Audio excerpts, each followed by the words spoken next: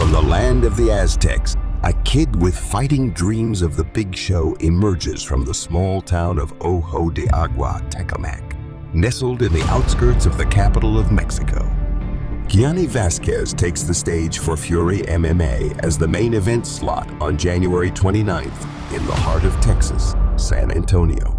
This main event bout will be televised worldwide. The 8-4 Vazquez has been garnering the attention from promoters and fans alike and has been on absolute fire as of late with a string of decisive wins, including a highlight knockout and a dominant win over an ex-UFC veteran. Vazquez's next big test comes in the way of another UFC vet in Eric Shelton. With another victory, Vazquez seems to be one step closer to the big show of the UFC octagon, or fighting for the flyweight Fury Championship. My name is Gianni Vazquez. I'm a professional fighter, MMA, and I'm from Mexico City, living now in California.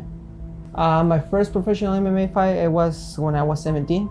It was back home in Mexico, in the state of Hidalgo. I did like a professional fight in like a little feria. So it was like a local, like festival. And then I did my first professional fight up there at 17. I was like probably like 125 pounds in that time. And my opponent was like 145. And he's like, you know what? He has weight, but you has height. So if you take it, I will give you like $50. It was like a $50 in pesos. Like we would give you $50 and then you would take it. So at 17 years old, it was good money, Like, oh, fuck it, whatever. I'm down to do this shit. I'm coming from a small town, from a small gym. So we don't have like the opportunities which other people were getting it because they were bigger. And then, so just one day I saved some money and then I just take off. I just told my family, you know what, I'm gonna follow my dream in the US and then we'll see how this is gonna end up, and then we're here now. The first day I came to the United States, I didn't know any English. I never was in school for English. All the English I know is from the gym. So it was a hard year, the first year. So with the time you kind of like understand things. Like I understand that when I came, I have to have a work visa to fight professional here, so I didn't have it in that time, so I started working in construction to get the money to pay for my work visa. As soon as I got my work visa, I was like, I was in my head thinking about like my dream. I came for a dream, which it was become a fighter, like in the biggest organization, because I was already fighting professional in Mexico, and now I was trying to pursue that same dream here. And as soon as I got my working visa, I stopped working in construction and I was just like completely focused on the fighting thing. And then I started looking for a gym. So 4 years ago, I was looking for the gyms, and I just asked for some information at Team Oyama, and then I made the decision to come and try it out for 1 week. And the first week I came here to try it out, I met Coach Colin Oyama. And literally like the first day I trained with him, I knew it. I feel the connection. He has a really good style. And then her style is like super similar of my coach from Mexico. It's like really, really what I was looking for. Like he was like having like the same energy that I like to have. He was having the pushing, and then like I feel like the connection with him, to be honest. So like literally the first day I trained with him, I was like, you know what? I'm moving to Orange County and we're gonna train at Team Oyama.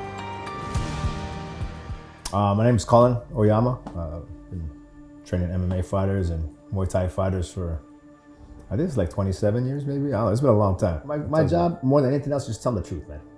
Good or bad. And I think he's accepted the truth, so it's helped him to get better too, which is good. I think some people hear the truth and they get all mad at, like, oh, you're just cramped, you're hating on my style. It's like, I didn't hate on your style. I just don't want you to get knocked the hell out in front of 30,000 people on national TV, dude. So, you can keep doing that and sticking your chin out, or you can, and so to his credit, man, he's taken that to heart, and he's fixed a lot of issues. And the Gianni that lost the last time out was a long time ago, man. He's a lot different now, as far as and the guys that beat him in the past, I don't think they would have a chance against him now too. So I respect him for that, you know. A lot of people, when they lose fights, they're just like, oh man, it's your fault that I lost. I'm like, okay, you know, whatever. I'll eat the blame, but deep down inside, you're the one that got taken down, or you're the one that had your hands on and you got clipped, you know. It's like, put your hands up, you know. So even when he had tough fights, he never was like blaming everyone else. He's like, hey man, I gotta fix something. Like, yeah, let's fix it, you know. So I think that's why he is where he is right now. I think a lot of people would have given up, or you know, would have came up with excuses, you know, like he came as a striker, and a lot of striking fighters always tell me, oh yeah, I didn't really lose, I just tapped out. And it's like, well, that's funny. Looks like you lost then, you know, like, no, I just tapped out. Like, no, dude, you lost. Hey, it's crazy how people can tell me stuff like that, you know, and he's not like that. He's just one of those guys, like, all right, I lost, but I'm not gonna lose again type of guy, and he hasn't, so that's been great. And then when I came at Team Oyama, I got the surprise that they don't do gi.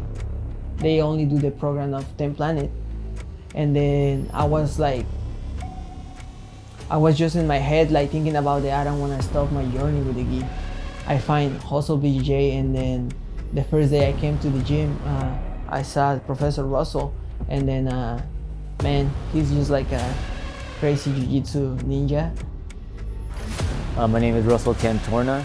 I'm the head instructor at Hustle Brazilian Jiu-Jitsu, and I am Gianni's coach. With me and Gianni, my role with him, we start off light. I kind of see and try to gauge what I think he needs to work on. I watch him roll with the other teammates, and I kind of like pick and choose depending on what I think he really needs to work on, and based on stuff that he has down. And then we go on weeks after that. I think rolling with him now, he's becoming a beast, you know? He's hard to deal with. He's really explosive, and his stamina, his endurance is pretty leveled out. You know? He doesn't tire out. He won't give up a position. You have to fight for the position. He knows angles. He knows how to use his weight, and he knows how to adapt during the fight. And I think that's important, because everybody's gonna have a game plan. Everybody's gonna go in, and he knows how to just switch it up when he needs to. I feel like every single person I have on my team is a good person, and they always bring some good energy and some good vibes. All right, I'm Dory Allen. I train out of Checkmat Santa Ana under Russell De La Cruz Cantorna. I've seen some of the fastest improvements I've ever seen in jiu-jitsu from watching him. When he first came in, he just got his purple belt, and he was always super scrappy and super intense, but the technique wasn't quite there. But then when he fully immersed himself into jiu-jitsu, you could see like his level just take off. And then he got his brown belt. He's getting close to getting his black belt now. And his jiu-jitsu level and just knowledge of the sport is like insane. So I just seen him take off right before my eyes. It's been pretty cool. The strength and conditioning part, it's gonna help in a fight for sure. Like, he works his ass off when he's in here, but what wins him the fight is his ability to fight. It's not how strong he is or how conditioning matters a lot, but his ability to be a good fighter is what wins him fights.